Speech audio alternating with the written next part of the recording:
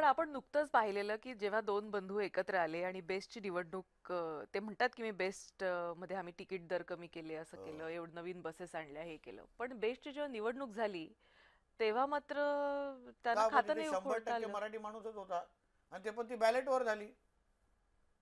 Ballot ballot घ्या घ्या उमलणारे, बॅलेटवर होणारी निवडणूक, मराठी 100% मराठी माणसं त्याच्यात. मग काय मराठी माणसाने तुम्हाला मदत केली? कारण मराठी माणसाला पण माहिती आहे, मराठी माणूस आज मुंबईमध्ये टक्का कमी झालाय ना, ते पाप ह्या ठाकरेंचं आहे. बाळासाहेब ठाकरेंना च्या नंतर हे लोक ते विचार पुढे घेऊन जाऊ शकले नाही. उद्धव ठाकरेंचा बाजार मांडलेला मुंबई महापालिकेमध्ये, बाजार मांडलेला त्यांच्या मातोश्रीमध्ये असलेल्या लावलेल्या, ते जे काय खातात पासून जे काय कपडे लॉन्ड्रीला देतात ते सगळे मुंबई महापालिकेच्या पैशावरून आहे.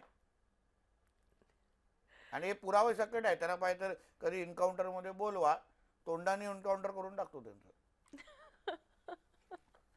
तुम्ही चॅलेंज देताय उद्धव ठाकरेंना, या येऊन तरी समोरासमोर. ते येऊ नाही शकत, मला माहिती आहे.